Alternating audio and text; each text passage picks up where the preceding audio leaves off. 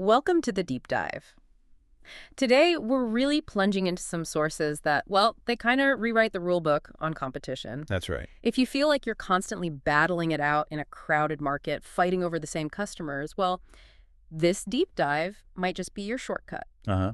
We're looking at how companies find massive, profitable growth, not by outcompeting rivals head-on, but by making them almost irrelevant. Okay, so let's start with the core idea. There's this distinction, right, between red oceans and blue oceans. Exactly. Think of the red ocean as, all the industries that exist today. That's the known market space. And it's red because Because it's bloody. Fierce competition over existing, often shrinking, demand, everyone's fighting, margins get squeezed, things become commodities. It's tough. Okay, so that's the reality for many businesses. What's the alternative? The blue ocean. The blue ocean is, well, it's the unknown market space. Industry's not yet created. Here, you're not fighting over demand, you're creating it. So untapped potential, high growth, profitable. Sounds good. How do you actually find or create this blue ocean? The cornerstone concept, the real engine behind it, is something called value innovation. Value innovation. Now, hang on, because traditionally, strategy is all about trade-offs, isn't it? Yeah. You differentiate which costs more, or you go for low cost and offer less. Right, that's the conventional wisdom. But value innovation says no, you don't have to choose. It's about pursuing differentiation and low cost simultaneously. Both. How does that even work? It works because you're not just tinkering within the existing industry rules, you're fundamentally rethinking and realigning your activities, the utility you offer buyers, the price point, and your cost structure to open up completely new value. Okay, let's make this concrete. An example. The classic one is Cirque du Soleil. Think about the traditional circus industry back then. Right, shrinking audiences, mostly kids, rising costs for animal acts, star performers, a definite red ocean. Absolutely. So Cirque didn't try to build a better traditional circus. They didn't aim for cheaper clowns or more exciting lion tamers. What did they do? They looked outside the circus industry, toward theater, opera, ballet, adult entertainment, really. Yeah. They created a whole new form of entertainment. So they targeted a different audience, adults, corporate clients, people willing to pay much more than for a traditional circus ticket. Exactly. And here's the value innovation part. They achieved high differentiation, artistic sophistication, music, themes, storyline, while simultaneously lowering their costs. How did they lower costs? By eliminating some of the most expensive elements of the traditional circus. No animal acts, no big star performers. Those were huge cost drivers they just cut out completely. So they reduced costs by eliminating things the old industry took for granted and raised value by adding elements from theater, differentiation, and low cost. That's value innovation in action. They didn't compete. They created a new market space and made the traditional circus largely irrelevant to their target audience. Okay, so creating a blue ocean via value innovation is the goal. But how do you find these opportunities systematically? You can't just wait for a lightning bolt of inspiration, right? No, definitely not. There are analytical tools. We need ways to sort of map the existing competitive space and figure out how to break away. And the first tool you mentioned is the strategy canvas. You described it almost like a diagnostic. It really is. It's the central framework for understanding the current state of play. You plot the factors an industry competes on, things like price, service, quality, specific features against the level buyers receive from low to high. So you chart yourself and your competitors on this canvas. Precisely. And what you often see in red oceans is that everyone's value curve, the line connecting the dots on the canvas, looks remarkably similar. Meaning everyone's basically offering the same things, just maybe a bit more or a bit less, like a premium version versus a budget version of the same core offering. Exactly. Convergent strategies, that's the sign you're stuck, competing primarily on incremental improvements or price. A blue ocean strategy, however, has a value curve that looks fundamentally different. It diverges. Okay, so the canvas shows you the problem convergence. How do you actually change your curve? How do you achieve that divergence? That brings us to the 4 actions framework. It's often called ERRC. This is the practical tool for reconstructing buyer value elements and creating that new value curve. ERRC sounds like an acronym ready to be unpacked. It is. It forces you to challenge every assumption about your industry by asking 4 key questions about the existing factors of competition. Let's go through them. What's the E? Eliminate. Which factors that the industry has long competed on should be completely eliminated? These are often things buyers don't value anymore, or things that add cost without lifting value for the new market you want to reach. Okay, cut things out entirely. What's the first R? Reduce. Which factors should be reduced well below the industry standard? Maybe features that are over-designed, adding complexity and cost that most buyers don't appreciate or need. So eliminate and reduce are focused on the cost side, streamlining things. Largely, yes, though reducing complexity can also increase buyer utility sometimes. But the next two actions focus more on lifting the value side. The second R is raise. Raise. Which factors should be raised well above the industry standard? Where is the industry underserving buyers? What elements could deliver exceptional value if you really invested in them? And the final letter, C. Create. This is the real innovation part. Which factors should be created that the industry has never offered? What new sources of value can you introduce? Eliminate, reduce, raise, create. ERRC. It forces a different kind of thinking than just benchmarking competitors. Absolutely. Let's use an example. Yellowtail wine when it entered the U.S. market. Ah, yes. The U.S. wine market back then. Very intimidating, right? Lots of jargon, history, complexity. A red ocean of kind of wine snobbery. Totally. So Casella Wines, the creators of Yellowtail, applied the ERRC framework. What do they eliminate? All the complex wine terminology. Talk of tannins, oak, vintage, terroir gone. They also eliminated the perceived need for aging. Okay, simplified it drastically. What did they reduce? They reduced the complexity of the wine itself, made it smooth, fruity, easy to drink, low tannins. And crucially, they reduced the range. Instead of hundreds of choices, they launched with just two, a Chardonnay and a Shiraz. Super simple selection. Makes sense. So, less intimidating. What did they raise? They actually raised the price point above the really cheap jug wines. They priced it around 6.99 cents, giving it a sense of quality compared to the rock bottom stuff, but still very accessible. Interesting. Not just a race to the bottom. Yeah. And finally, what did they create? They created ease of drinking that simple, approachable taste. They created ease of selection, just two options, simple, vibrant labels with a kangaroo, and they created a sense of fun, adventure, making wine unstuffy and accessible. So by eliminating and reducing the intimidating factors and raising and creating fun and simplicity, they crafted a completely different value curve. Exactly. Their strategy had focus on simplicity and fun. It had divergence, looked nothing like traditional wines, and it had a compelling tagline, easy drinking Australian wine. That's the signature of a strong blue ocean move. All right, so the ERRC framework helps us reconstruct value. But where do we look for ideas about what to eliminate, reduce, raise, or create? It still feels like finding that insight is the hard part. It can be. That's why the Blue Ocean Strategy offers another set of tools, the Six Paths Framework. These are structured ways to look beyond your industry's boundaries and find uncontested space. It helps reduce that search risk. 6 paths. Okay, let's explore a few. What's path 1? Path 1 is look across alternative industries. Buyers often choose between different types of products or services to get a job done. They're making implicit trade-offs all the time. Alternatives. Not just direct competitors, but different ways of solving the same problem. Exactly. Think about business travel. If you need to get your team somewhere fast, what are the alternatives? Flying commercial first class, or maybe buying a company jet. Huge difference in cost and experience there. Right. NetJets saw this. They realized executives hated the hassles of commercial flights, the delays, the security lines, the fixed schedules. But buying a whole jet was incredibly expensive and complex to manage. So NetJets looked at the alternatives, commercial first class and full jet ownership. And they created a blue ocean, fractional jet ownership.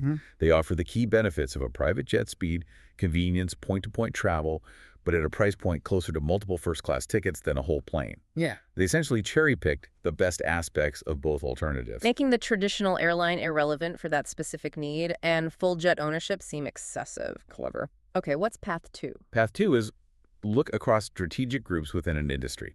Strategic groups are companies within the same industry that pursue similar strategies. Think luxury cars versus economy cars, or full-service brokers versus discount brokers. And usually companies just benchmark against others in their own group, or maybe the one just above or below. Typically, yes. But blue oceans can be found by understanding why customers trade up or trade down between these groups. Consider the fitness industry. Okay. You've got expensive, high-end health clubs with everything, pools, classes, fancy equipment, and then you've got, home exercise videos. Right. two distinct strategic groups. Traditional clubs were often expensive, maybe intimidating, especially for women, and required a big time commitment. Home exercise was cheap and convenient, but maybe less motivating, and you didn't get the specialized equipment. So where did the blue ocean opportunity lie? Curves, the women's fitness chain, saw it. They looked across these two groups. They eliminated almost all the expensive amenities of traditional clubs. No pools, no saunas, no fancy locker rooms, often no mirrors, and crucially, no men. Okay, stripping out cost. They reduced the workout time to a simple 30-minute circuit. But they raised the convenience factor, lots of locations, easy access. And they created a non-intimidating, supportive, women-only community atmosphere. So they offered the key benefits women wanted from a club, specialized equipment, routines, social support, but stripped away the intimidating, expensive extras and priced it closer to the home exercise end of the spectrum. Exactly. They appealed to the mass of women who were put off by traditional gyms but wanted something more than exercising alone at home. Another blue ocean. Let's jump ahead slightly. Path 3 sounds interesting. Look across the chain of buyers. What does that mean? In many industries, the person who uses the product isn't the same person who purchases it, and there might even be key influencers affecting the decision.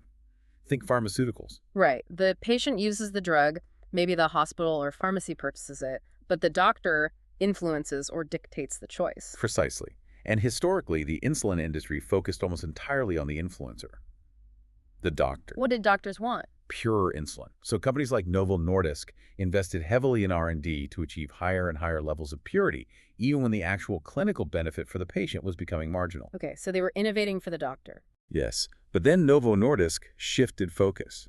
They started looking at the user, the patient living with diabetes day to day. What were their biggest pain points? And it wasn't about purity levels. Not primarily.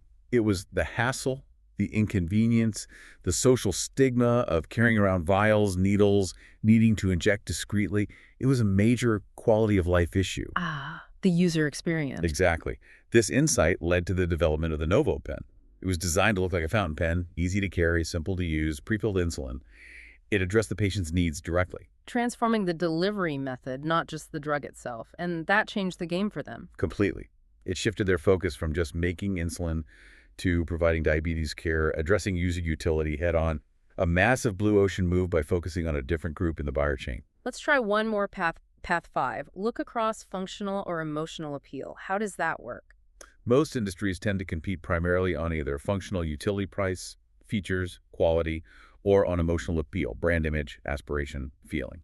Like engineering components are functional, fashion brands are emotional. Generally, yes.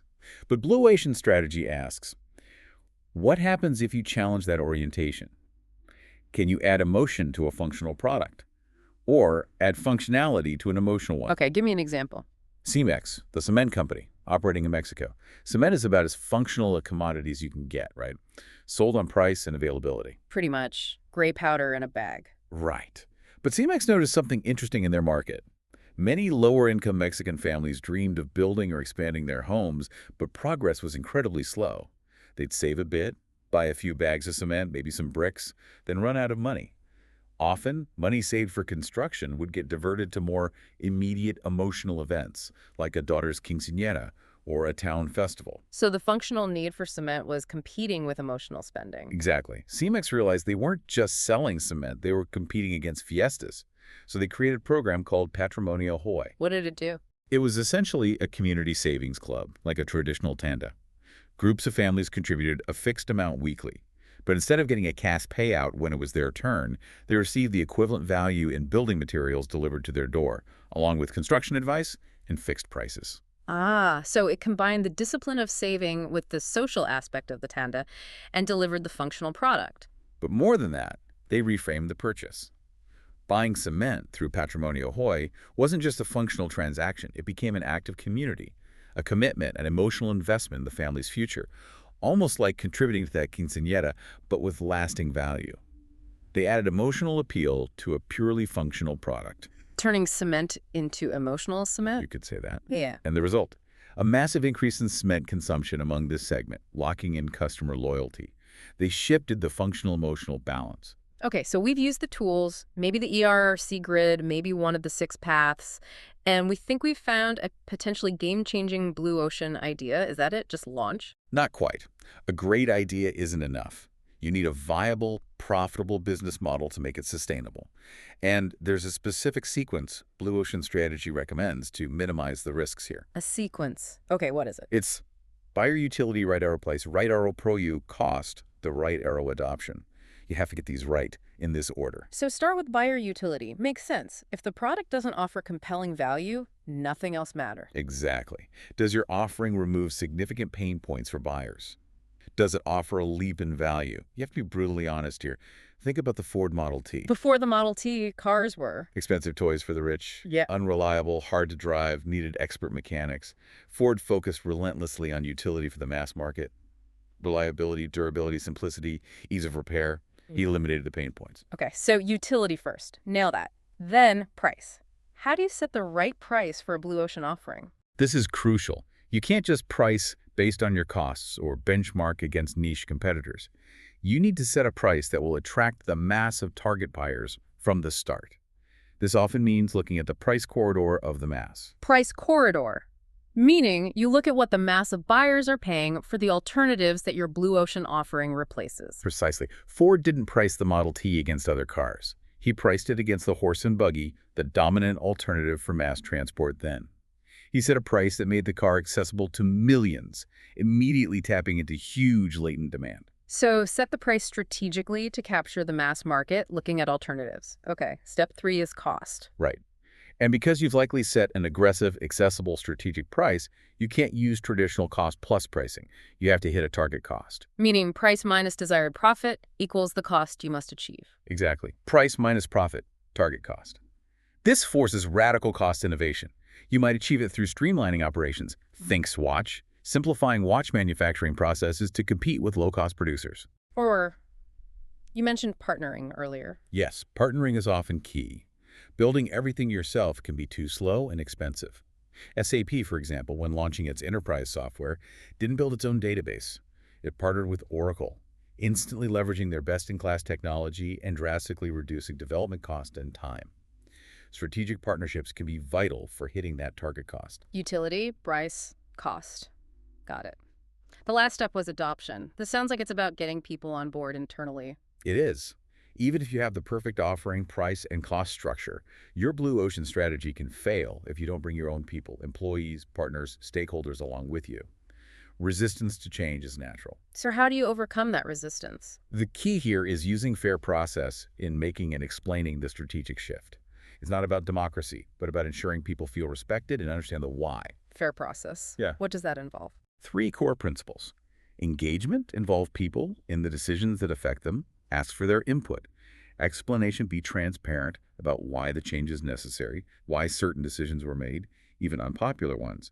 And expectation clarity, clearly define the new rules, responsibilities, and performance standards. So it's about the process of implementing the strategy, not just the strategy itself. Absolutely. There's a great case study comparing 2 Elco manufacturing plants undergoing the same strategic shift. At the Chester plant, management just dictated the changes. No engagement, poor explanation. Result. Resentment, distrust, foot dragging, even sabotage.